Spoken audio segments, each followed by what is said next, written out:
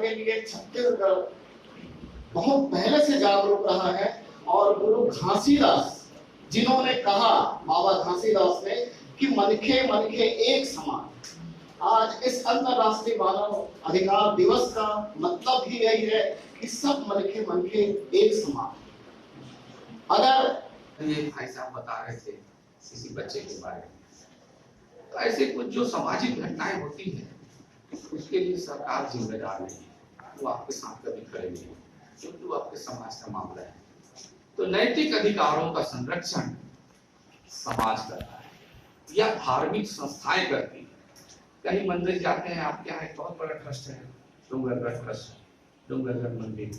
अब आपने वहां नियम, जमीन का आधा पूरा हिस्सा मुझे चाहिए, पिता ने बांट दिया। पुरुष प्रधान समाज है, सब बच्चों ने मिलकर बांट दिया। अब ये महिला शादी होने के बाद, बड़े बड़े पुत्र होने के बाद आज कहती मुझे आधा जमीन चाहिए। अब पिता परेशान है, बताइए क्या करें। सैतानी है, महापुरुष है, उसके लिए बकायदा उन अधिकारियों के लिए लड़ते थे और देश को स्वतंत्र भी उन्होंने कराया। देश की स्वतंत्रता के बाद हमारे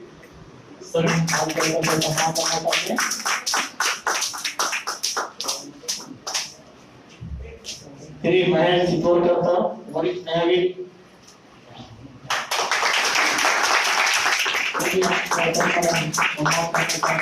अंतर्राष्ट्रीय मानवाधिकार दिवस पे आप सभी को बधाई देता हूँ।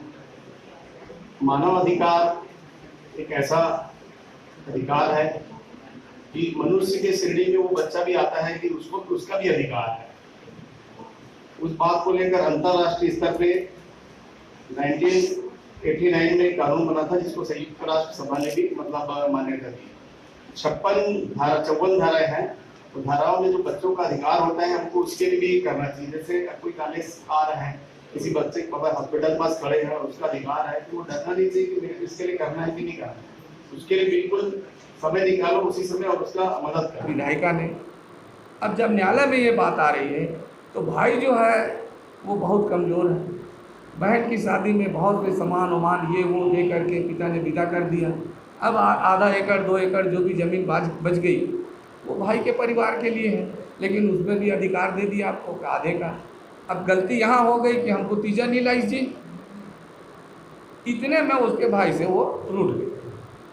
साल में एक कपड़े की अपेक्षा रखती है, भाई ने नहीं दिया, वो रूठ गई, कोर्ट में केस लगा। सही है क्या? इसीलिए मैं कहा कि भाई अधिकार आपको दिए हैं तो इसका ये मतलब नहीं है कि आप उसका दुरुपयोग करें। हाँ, उस भाई के लिए उस बहन का संरक्षण तब महत्वपूर्ण है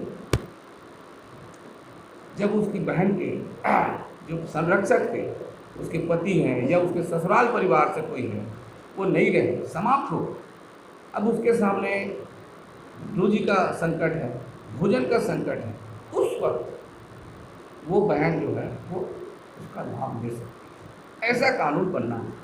और भाई भी जिम्मेदार होता है, क्योंकि पति के बाद पिता, पति, भाई और पुत्र ये महिलाओं के संरक्षण में कहीं न कहीं अपनी भूमिका निभाते हैं, तो उस वक्त उस भाई की जिम्मेदारी। तो अगर ऐसे कहीं प्रकरण आते हैं तो वहाँ महिलाओं को भी समझना चाहिए। समाज हम सब के ताने बाने से चलता है। अधिकार है इसका मतलब नहीं है कि हम भाई को समाप्त करें। तो ये कानून में अधिकार है। और विकल्प ये है कि अगर हमको नहीं देना है किसी लड़की को, तो उसके लिए वसीयतनामा होता है, विल डीड। तो माता पिता अपने जीवित अवस्था में ये लिख सकते हैं कि भाई मेरी लड़की जो है बहुत संपन्न है और अच्छे परिवार में गई है, उसके पास पर्याप्त संसाधन है, लेकिन मेरा पुत्र मेरा कमज़ोर है और मेरी सेवा कर रहा है, इसलिए मेरी मृत्यु के बाद में मैं सारी संपत्ति जो है अपने पुत्र को दूँगा। अगर वो लिख दे तो उसको कोई कानून नहीं काट सकता। तो आपका खंडन जो है, बंटवारा का बात है, तो आप ऐसा खंडन लेके रखें। अगर वसीयत भी लिख दिवस मनाने का मकसद है कि नागरिकों को सामाजिक, सांस्कृतिक और शारीरिक अधिकारों के प्रति जागरूक करना, मानव के बीच समान अधिकार पैदा हो, यह प्रयास विश्व मानव अधिकार दिवस मनाने का है, ताकि असमानता, बहिष्कार, तिरस्कार, अपमान, शोषण और भेदभाव जैसी घटनाएं निरंतर हमें देखने सुनने को मिलती है। यह इसलिए आम जो नागरिक है उनकी जीवन का अधिकार और विभिन्न अधिकार जो मिले हुए हैं, और खासकर जो लोग जो परेशान होते हैं, प्रताड़ित होते हैं, अपने अधिकारों को मामले में नहीं जानते हैं, उनको शिक्षित और जागरूक करने के लिए मानव अधिकार का आयोजन किया जाता है। बहुत से मामले ऐसे आते हैं, जैसे पत्रकारों की बात करूँ मैं तो छत्तीसगढ़ सुरक्षा कानून, पत्रकार के अन्य कानून भी बहुत सारे बनते हैं और 14 स्तंभ कहा जाता है पत्रकार, लेकिन उनके साथ बहुत सारे मामलों में रिपोर्टिंग करते समय बहुत सारी दिक्कत आती है, समस्या आती है, जिसके लिए प्रशासन शासन को उनका संरक्षण करना है, पर वो हो नहीं पाता। उससे जो पत्रकार, खासकर ग्रामीण क्षेत्र के पत्रकार, बहुत सारी परेशानियों का सामना करना पड़ता है। एक तरफ पुलिस है, एक तरफ वो लोग जो गलत काम करते हैं जिनके लिए वो आवाज़। आज हमने मानवाधिकार को जाना और क्या क्या अधिकार है ये हमको अतिथिगण आए थे, उनके माध्यम से जानकारी प्राप्त। राष्ट्रीय मानवाधिकार दिवस के अवसर शासकीय महाविद्यालय में इसका कार्यक्रम रखा गया, जिस कार्यक्रम के माध्यम से हम सभी छात्रों को अपनी मूलभूत आवश्यकताएं जैसे कई ऐसे अधिकारों के बारे में जानकारी प्राप्त हुई। इसमें से एक जानकारी मुझे इसमें प्रश्नों हमें जो सफल बनाने में जिनका सहयोग रहा, जन सम्मान फाउंडेशन के प्रमुख हमारे बीच उपस्थित हुए।